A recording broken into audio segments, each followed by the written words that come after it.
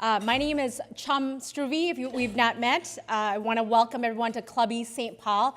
This is actually my 4th season, so I'm really excited about beginning my 4th season, September through June, and we're here every 3rd Wednesday. We do have a sister company or organization, if you will, Club E Minneapolis, and that's run by Rick over here.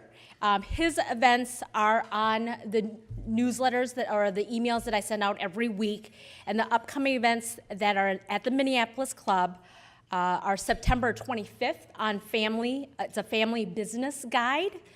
October 4th, and these are usually his are first Thursdays. And October 4th, which is the first Thursday, is protecting your clever ideas. And then finally, back here in St. Paul on the 3rd Wednesday, October 17th, we're having a topic on, the topic is acquisitions, a shortcut for business growth. And I'd like to acknowledge our sponsors who bring these luncheons to us, the University Club here, Olson Thielen CPA, which is a regional CPA and consulting firm, Schwegman, Lundberg, and Wisner, IP attorneys for tech companies, the Irish Titan, a digital agency focusing on websites and e-commerce, and then Sunbelt Business Brokers of Minnesota, helping you buy and sell your business, and then my company, Legal Shield, providing identity theft and legal protection for companies and their employees. We have 4 wonderful women business owners today on our panel, and they're actually representing different industries. And I've actually met them, just a quick word, through networking. So the power of networking, they were recommended to me, and just wonderful women, so I've really enjoyed getting to know them and hearing about their stories, and I'm excited for them to share their experiences with you today. Although Regina, we joke about this, she was actually my very first boss from 1994. I was 18. She's the only one I've stayed in touch with, so that says something. So she doesn't like it when I say that, so I always have to say that. So we will begin with the panelists, please just telling us a little bit about their backgrounds and their business as we begin, just as we start off. Maybe about a minute to describe yourself and your business. Okay, so I'm Mary France. I'm with EKP, or Enterprise Knowledge Partners. I've been in business for 14 years. It'll be 15 years in January. And our business is cybersecurity, cyber breach remediation, forensics for litigation, and we also do big data platforms as well as compliance. Hi, I'm Joan Vaughn. I own Communities of Care. I've had that for 19 years. It is a high-tech home care nursing agency for pediatrics, which I started because my daughter was sick when she was born. And I can be happy to report that she's a sassy college student now. I also own a consulting company where I help other companies implement the EOS traction methodology. And as of recently, my sisters and I inherited a farm in northern Minnesota, and we're called Five Sisters Organics. I think that's my favorite so far, Five Sisters Organics. I'm Regina Barr, and as Chum said, I was her first boss, and that's when I was in the corporate realm, and I had the privilege of working for some very large companies, but in very entrepreneurial divisions, and so I started my company 15 years ago. I provide corporate training, coaching, and consulting, and focus primarily on executive and leadership development, as well as strategy and strategic HR. Hi, I'm Jill Waxland, and I own a company called Intermark Incorporated. We are in Bloomington on 494 in France. And I started the company 24 years ago in December. And we have employees in Seattle, Los Angeles, New York, but the bulk of the team is here in Minneapolis. And I have a business partner, Kathy Roseberry. She's on vacation in Alaska right now, otherwise she would be here. I started the company, she joined me a year later, and we built it together. So we are a strategic alliance and partner marketing firm. All of our clients are national and global. We put companies together for mutual benefit. Typically it is B2C. And I'm sure you've seen our work out there. We are sort of low profile here, but we have very high profile clients and business. So anyway, thank you. So the way this is structured, I will be asking the panelists some questions, and I'll give them a couple minutes for each of them to answer, but it is really geared towards you. I'd love to have any of you ask questions. I'll keep going with my questions covering a variety of topics, but whenever you want to raise your hand and ask a question that you'd like to hear their insights on, please just let me know, and we'll get your question answered. I am going to start off with just a problem seen by a lot of business owners, but especially with women, and that's focusing on things that should be delegating and not outsourcing. So I'd like to start there with if you could share some insights on a challenging task or process that you've had to let go, and how did you work through this?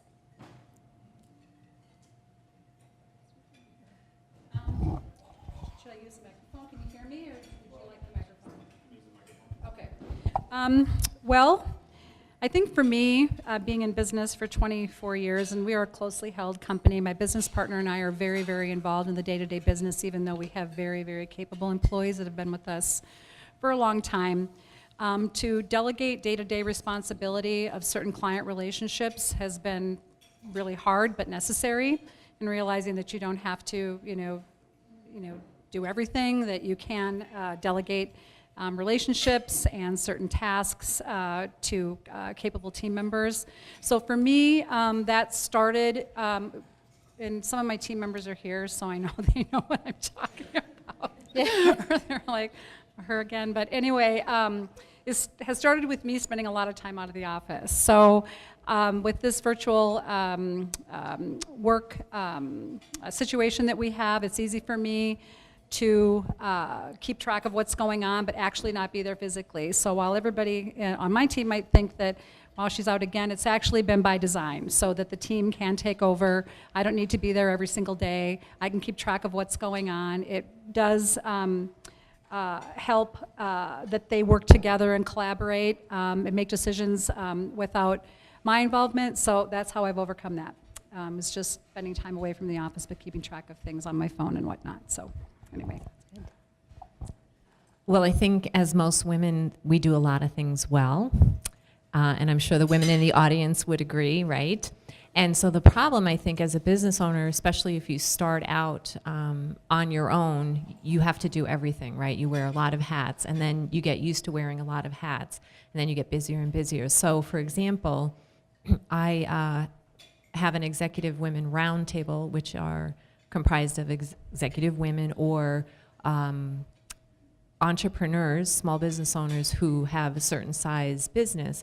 And I do an executive women networking social each year. And I started doing this, and I did soup to nuts, from marketing it to picking out the food and buying the food and the wine and everything with that. And as I got busier and busier, I had some support staff came on, but guess what? That was my little baby, and I couldn't let go.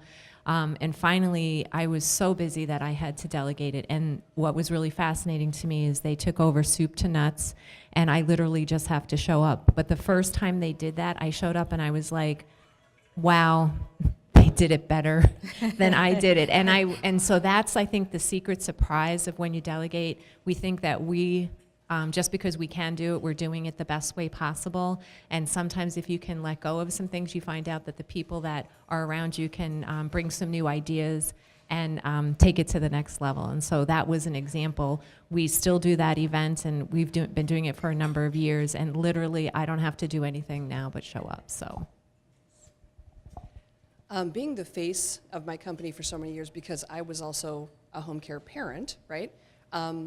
It's been a real relief lately to have transitioned into the back of the house. And my director of nursing is now the face to all of the employees and the clients. And I'm finding really enjoyable to be in the new role, kind of in the background, in charge of really exciting things like compliance, legal, but really that is, as the owner, where my role is best suited. So it's been a great experience for me to finally turn some things over. My situation is a little unique in the fact that when we build systems or when we perform any type of forensic evaluation, cloud investigations, anything like that, you have to have more than one person on your team double checking it. And you have to delegate that out. So technically, it's not hard to delegate. What has been challenging to delegate is that we run nerds. I mean, we are nerds. And there's very few of those nerds that have the capability of speaking with the customers in a language they can understand, and also something outside of their comfort zone. So we are currently in the process of bringing 2 of our specialty partners with me to do everything from prep for depositions, expert witness testimony, sales jobs, et cetera. And that's been going on off and on for about 3 or 4 years, to the point where I was able to take one whole area of our business now and hand it over to the director of that side, which is our forensic side. And he's doing a great job. Now it's a matter of still bringing it in. But again, it's been the ability for a technical person to write in English, speak in English, and have personal hygiene at a client site is an ongoing challenge. My next question is, studies show that women tend to be risk averse. Can you share your insights on how this can help or hinder women business owners? Keep listening to me for a little bit, and we'll just keep going back and forth like a wave. My background is very diverse, and I was never risk averse. However, I am desperate to hire women in my company who are technical, who are willing to go out there and say, I don't know this, but I'm going to learn it, and know that they've got backing. And for some reason, even when we put job applications out there, men will apply that have maybe 40 to 60% of the qualifications. Women wait to make sure that they have everything. And I try to tell them, and I actually lead a STEM entrepreneur group in Washington, D.C., and I'm also on the Minnesota Academy of Science and Engineering, and I mentor the middle school and high school girls when they come in for their science fairs. They don't even want to put up their boards until everything's perfect, and the boys are like, you know what, we'll figure it out as we go along. And it's been, it's okay. If I want someone who already did this, I would have cloned myself, sent myself to a sheep farm and got a doppelganger somewhere, right? Yeah. But we want diverse ideas, and in every single time you learn something, you probably learn it way better than everybody else here, since you're looking at it from scratch and you don't have any preconceived notions. So it has been a challenge, and it's something that I speak on all the time. And women in particular, I was kind of an odd duck, but women in particular rarely want to go out of their comfort zone, but that's how they learn, and that's what I try to do in my mentoring sessions, is teach you that at some point in time, there's always a point in time where someone hasn't ever done that before. So be the first. Put yourself out on a limb and know that you've got a comfortable place to land, because making mistakes is how you get experience. I wasn't born with a conservative gene in my body, and I'm happy to jump out of airplanes and off cliffs. So what I've done, though, is both intuitively and through worksite assessments like the DISC and the Colby, is I've hired people who are not like me, who are high follow-through, who are low risk, and it's been a great pairing and a great partnership and collaboration to have the different personalities working together. I, too, have not been any stranger to risk. I'm one of those people who tend to jump into things, but I have learned in the corporate realm and through my small business and working with a lot of men and women, quite frankly, but primarily women who are trying to move ahead, that they tend to have high competence but low confidence. And I think that's where mentoring women and having, coaching opportunities available for them really can help them bridge the gap or trust that they can actually do something. So, a lot of times we have to reach back and pull other women forward. And quite frankly, the studies do show also that women have to be asked, unfortunately, multiple times And a lot of times they don't just raise their hand. So for the men and women in the room, just keep that in mind, that sometimes you just have to ask, and maybe ask more than once, because maybe the first time they just start to puzzle through that. I've experienced the same phenomena that you talked about. Women tend, and again, we're generalizing, but they do tend to want to know things perfectly, or be perfectionists. And they have a hard time letting go of that, and I see some heads nodding. So I think what I would suggest, because of that confidence factor piece, if you ask once, don't stop there, just keep asking, and that can help, whether it's inside your company or outside of your company. For me, and by the way, all great comments to this topic. I also don't really have well, let me put it this way, I'm not a risk-averse person. However, I take calculated risks. And I have had a great team of mentors over the course of my career, both in corporate and then when I started my own company. So I have really looked around, and, before I take a leap, I think about it, I talk to my mentors. I have mentors that are risk averse, and I have mentors that have taken far greater risks than me.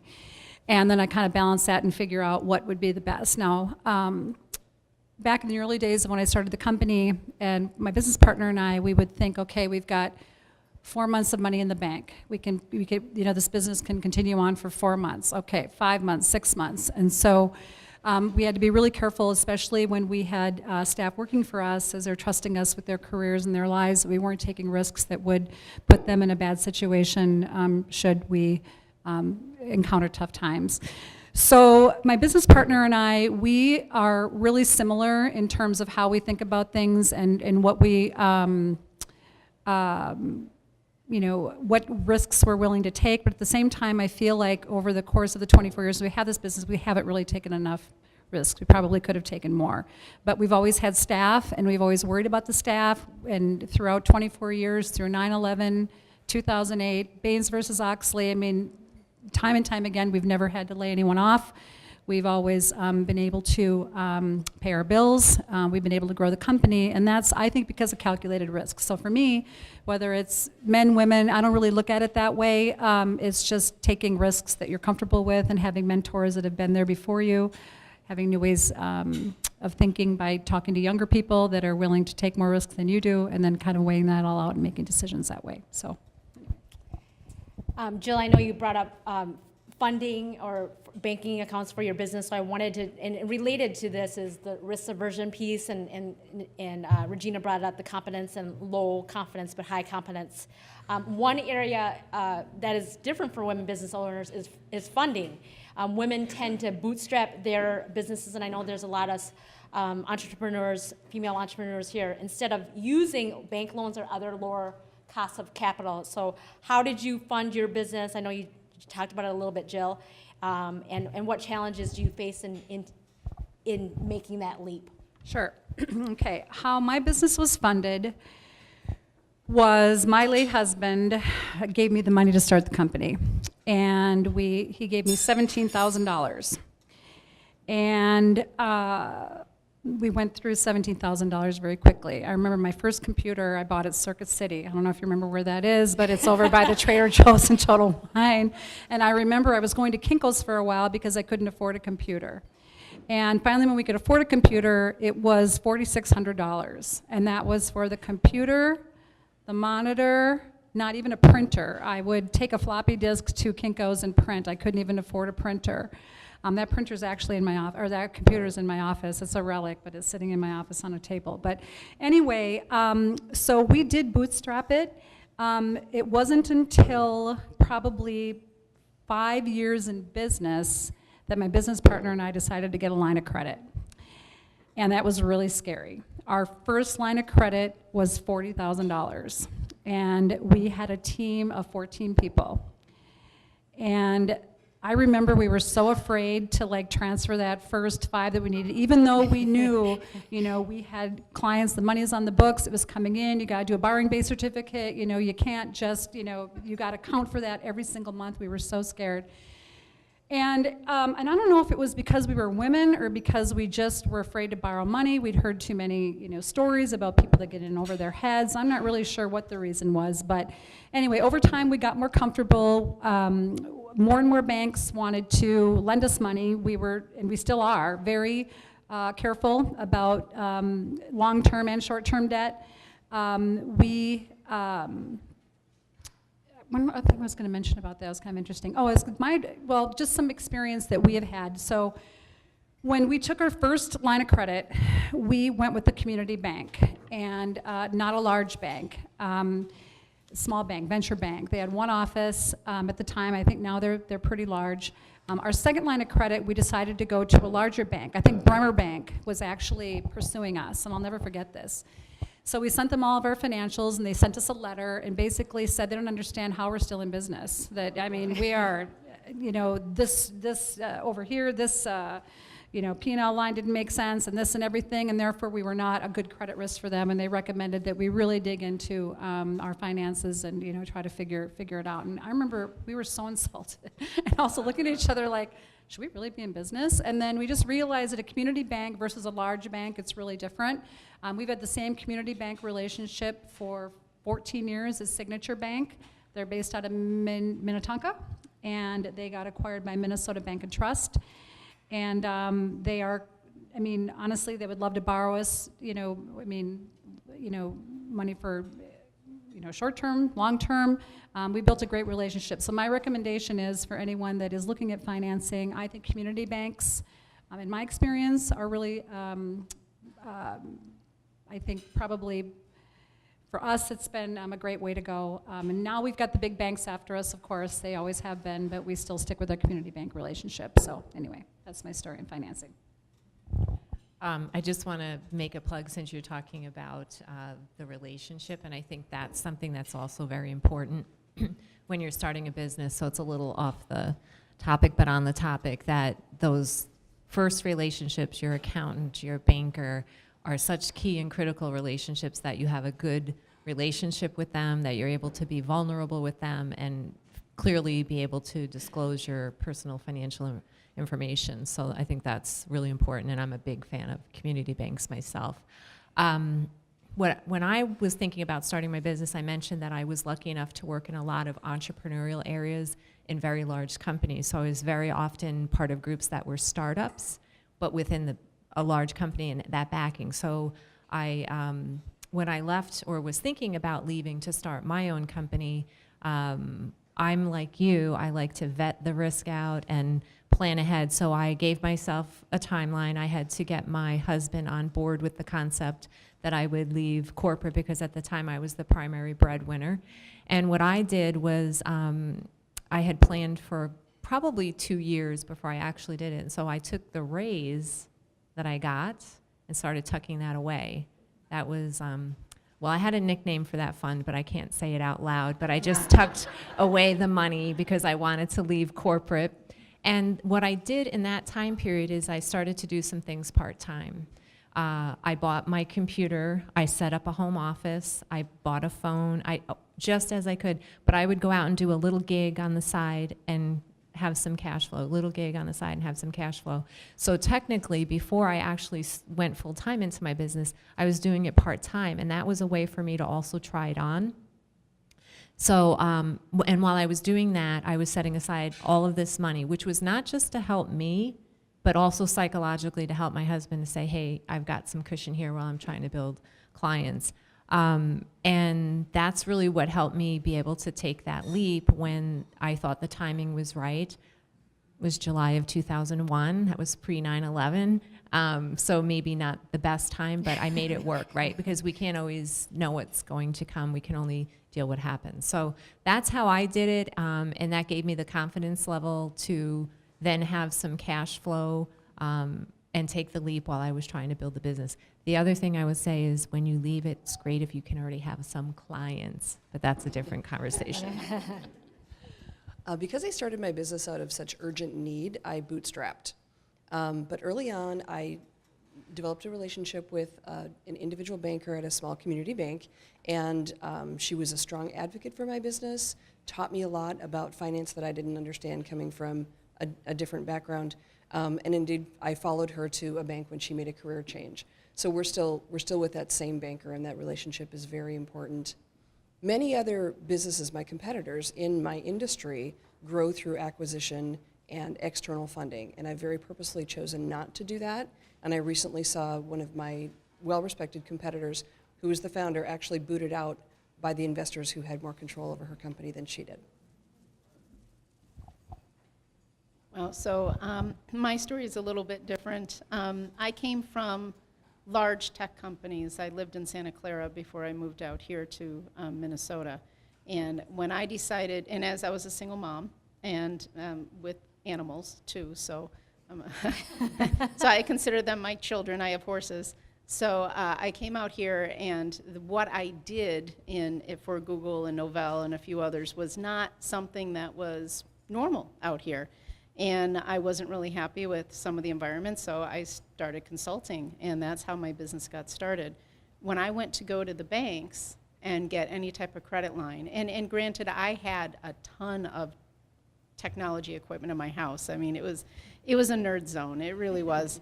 And I couldn't get any bank to loan me anything.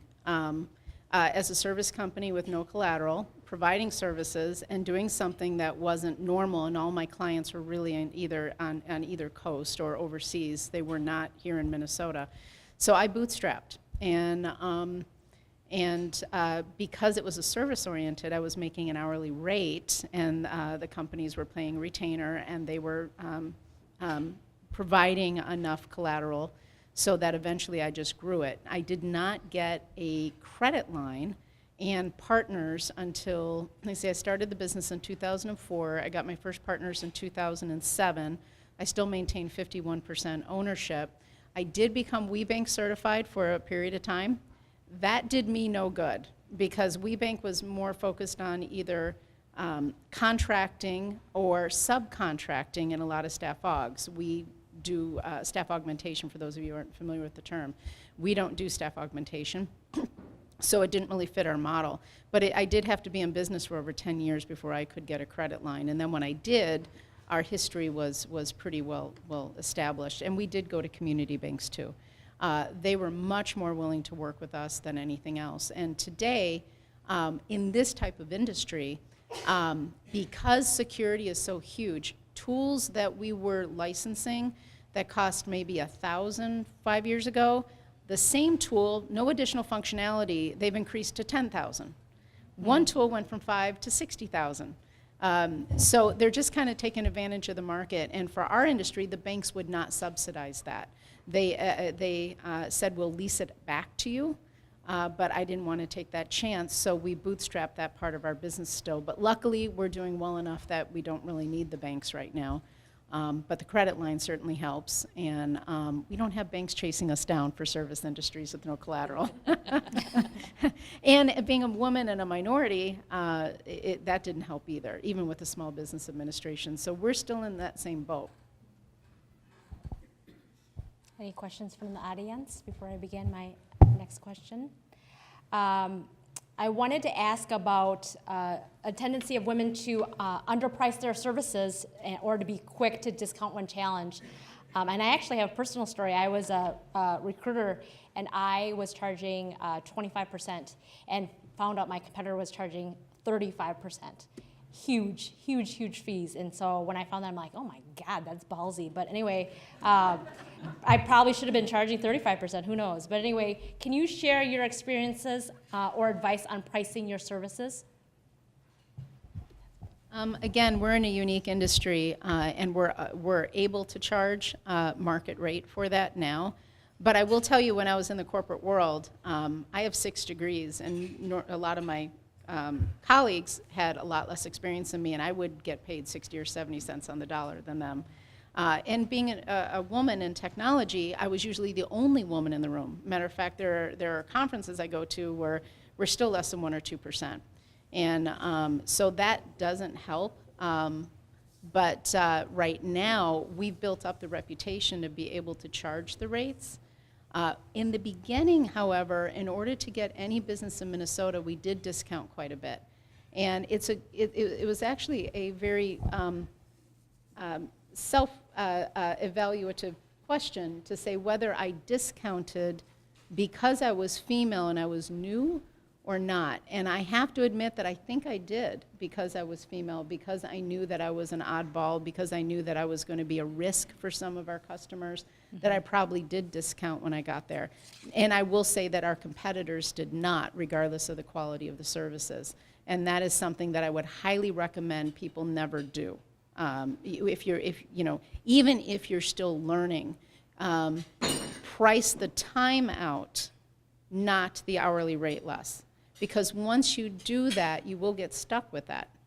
If you go into a company and say, I'm only going to charge so much per hour, or my flat rate for this, they remember that, and it's very difficult to get out of that. So even if you think you're doing it just to get in, what happens is they'll expect that rate for you going forward and for a long time.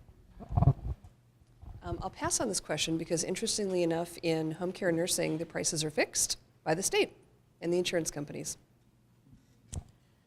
When I first started my company, I came out and I just started doing proposals, and I didn't seem to be having issues with that, but I started to network with more women entrepreneurs, and I found that a lot of them were struggling, and it was really foreign to me. I couldn't understand why these folks were struggling. So I remember in my business, I said to a woman, I said, all right, I'm going to hire you.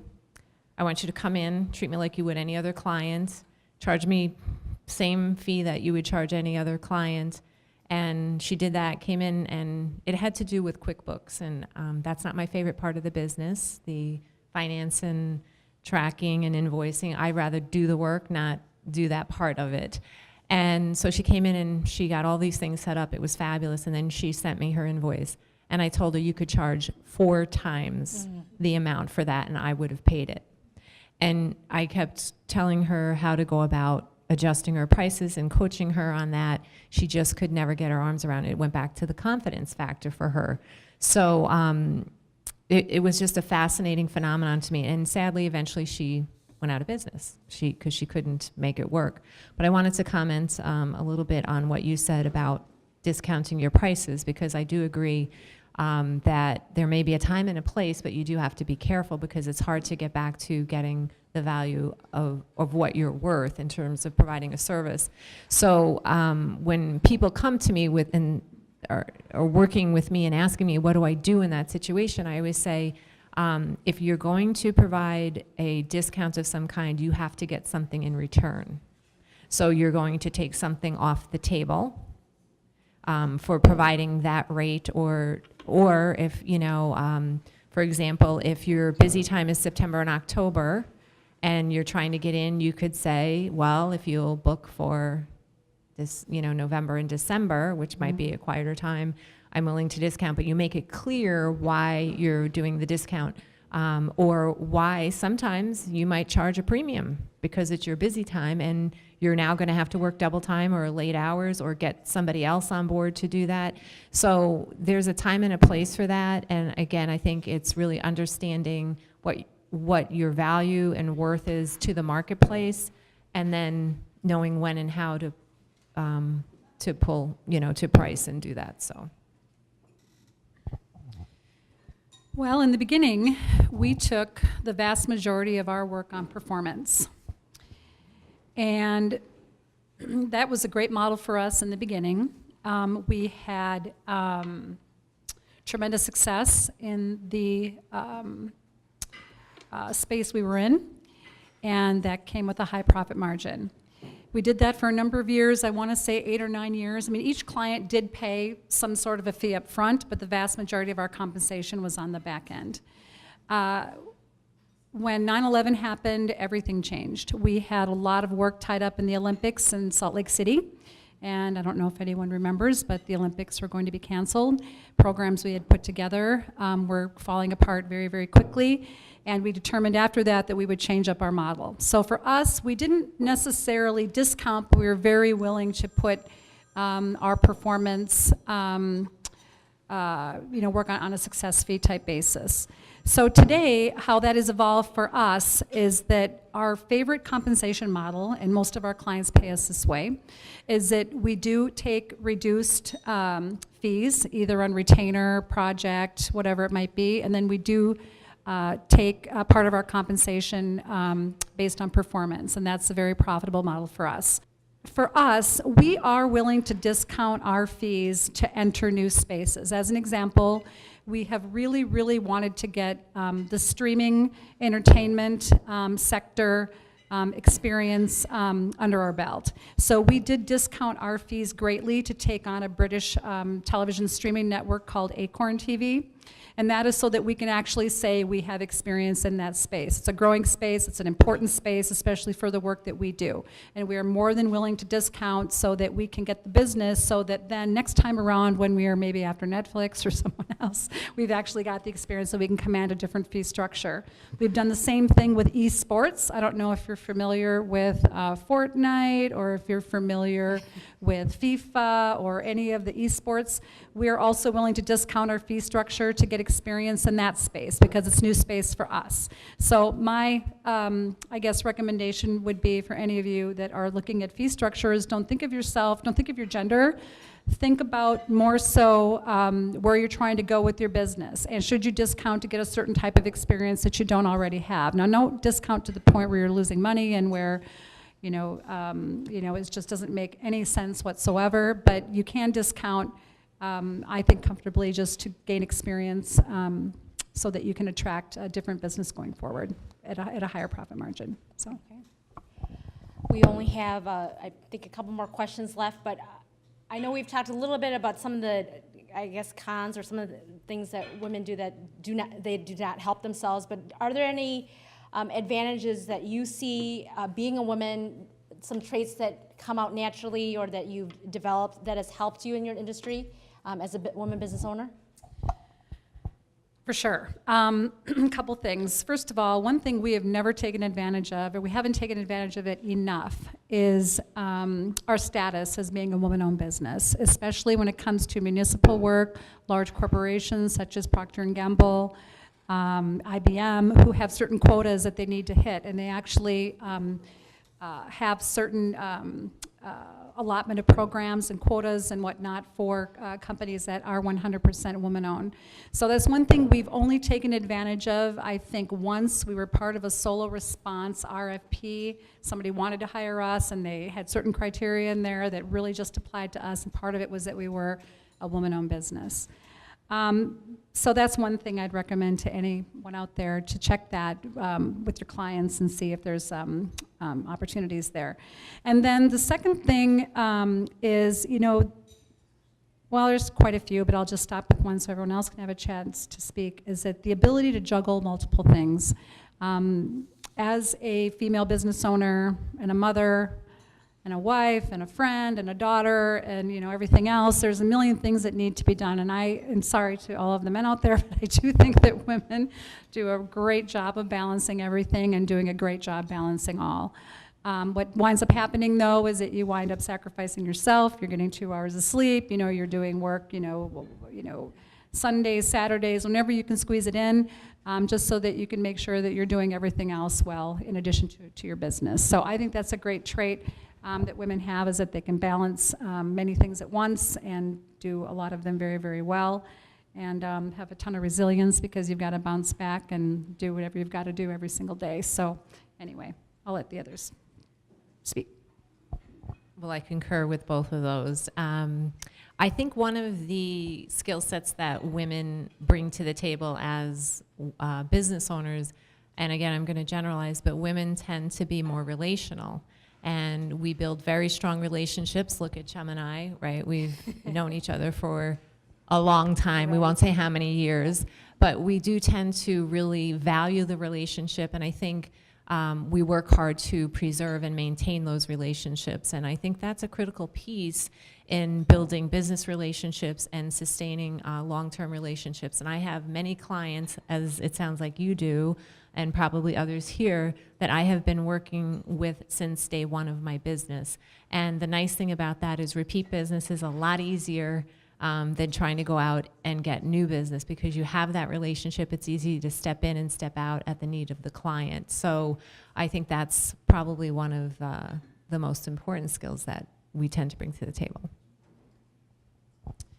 I think the heart of my business culture is around collaboration and cooperation, and those are things that are often attributed to a feminine leadership style. We have a no drama rule in our office and in all of the houses. So think about the nurses in the houses. Some of my competitors have hierarchies among their nurses, and we say no, it's a whole team. Everybody's equal to everybody else, because that reduces the drama in an already drama-filled household. And we apply that both in the office and at the homes. And if you want to know what it's like to work with 5 sisters, by the way, you need a lot of cooperation and collaboration. You know, obviously being a woman, and I think I'm the first cybersecurity company that was ever owned by a woman in the state of Minnesota, according to what the state Department of State at Minnesota has told me. But still, it's a hard pinnacle to be at. Instead of talking about what a woman brings, because I agree with everything that everyone has said, I want to talk about the importance of having diversity of thought within your business. What we do, it's incredibly important. We're trying to figure out how somebody got hacked, and most of this now has to do with social engineering and psychology of how someone was able to actually determine who you are, what your behavior status is, how you're going to react to something, and then prepare in advance for that. And so that's a lot of psychology, and that involves a lot of people's thought processes to be put into the bucket and figure out what's going to work best. The other thing that happens is that we run into a lot of different businesses and a lot of different cultures in those businesses. And people think differently, and culture is man-made, but it has to do with the people in that particular organization that we're trying to service. And so it really does, it takes a team. You know, we all ask each other opinions, and if we all think the same, and we all have the same backgrounds, and we all have the same educational backgrounds in particular, we come up with the same conclusion every time, which means we're going to be 50% wrong every time, which is not a good statistic to have. Do you have a question? Go ahead. Is it too late to ask? No, go ahead. Okay. I'm curious, Regina and Mary, what your thoughts on what Jill was sharing about discounting in order to get into a market. I'm curious what your thoughts are on that. Like her, I've discounted to get a job, but the way we discount isn't an hourly rate. If it should take, let's say, 100 hours to do something, and we know it'll take us 200, we've learned the lesson the hard way not to discount our hourly rate, because the next time they need us for something, and now we've had that ramp up, they'll want the discounted hourly rate going forward. And that hurts us in our relationship with them going forward. It makes it harder for us to raise our rates. So we calculate the discount a little bit differently. We don't discount our rates. We basically don't bill them for all the time it takes if we've got a ramp up to go. We had a very bad experience with one organization in town where we discounted hourly rate, and they refused to ever do business with us again unless we had that hourly rate. I want to add on the concept of discounting too, because we're large enough now that we have said no to customers. And it's not a good feeling to do it, but it is nice to know you can do it and not suffer the consequences, right, of revenue. But there's a lot of large organizations, she brought up 20th Century Fox, that like to pull their weight around, and we've said no to a lot of those. Fine, if you want somebody else to do the job, that's fine, but we're not going to do it. And what we see in those rates are not only that negotiation to cut down your actual price, but they also do things like, we're not going to pay you for net 90 or net 120, and then once we pay you for a year, then you owe us a 5% discount on everything you do and all that. And you know, if they don't want top quality service for half the time and half the price in the long run, that's their choice. So I have learned the hard way, we walk away from those things because we're not a piñata, and we will not be a piñata. So I agree with what's been said here, and I would also say if I were discounting to get into a certain market, so I think it's okay to do that, I would make it very clear. So when I, for example, have done some discounting for whatever reason, maybe I have some available time, I'm trying to get in front of a certain audience, I will include what my regular rate is, and I will indicate what the discount is that I'm providing to them, so I'm very clear. I want them to understand the value. Now, I will tell you the converse of discounting. So there has been a time when I had a client I did not want to work with and was trying to be the nice woman and kind of find a way to get rid of them. I doubled my price, okay?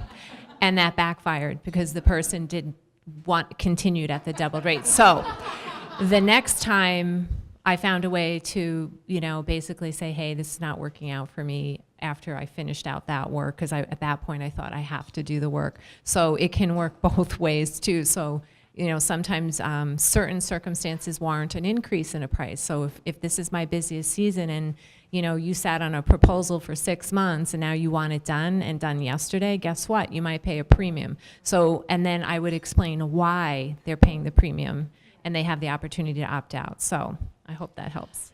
We are out of time, but just if we could give a 30-second, just parting words or final thoughts, we'll just end with that. We're at 1:02. Go ahead, Jill. Go ahead. Well, thank you. It's very interesting. I really appreciate this. And I'm just going to pass the microphone on. I really don't. So I, too, want to say thank you, Chum. My parting words would be that I think sometimes most women do err on the side of caution. You're seeing, I think, some women here who, with either some vetting or maybe no vetting, are willing to take the leap. But what I would say is when opportunity knocks, fling the door open wide, because sometimes it doesn't knock twice. This is a great opportunity to talk to you all, and I just want to say follow your dreams and follow your heart, and it's worth every risk, and the reward of being your own boss is a lifelong dream. All I can say is that don't be afraid of failure. Never be afraid of failure, actually. Unless you think you're going to be sued for it, don't do that. But always try new things. I mean, the worst that can happen is you walk away learning something. And that's what I tell everyone. That's why I mentor young girls in STEM all the time. And don't give up. I can't tell you how many times I've met somebody who was, yeah, I tried that. It was really, really hard. So, yeah, I don't want to do that anymore. Well, what'd you learn? And can you try again? Can you switch things up a little bit? Just don't give up. Yes. Go ahead, Jill. I just got this really quick. For me, probably one of the most satisfying things about being in business is mentoring other people, not only other people that want to go into business, but my own staff. I love to see the friendships that have been made in my company. I love to see the weddings. I love to see graduate degrees and everything else that they're all doing. And so for me, being a female in business, I love the difference that we make in the lives of young people that are coming to us. So I would say the same thing, go for it if you get a chance. There's nothing better than changing lives for people. So Thank you so much, everyone, for being here.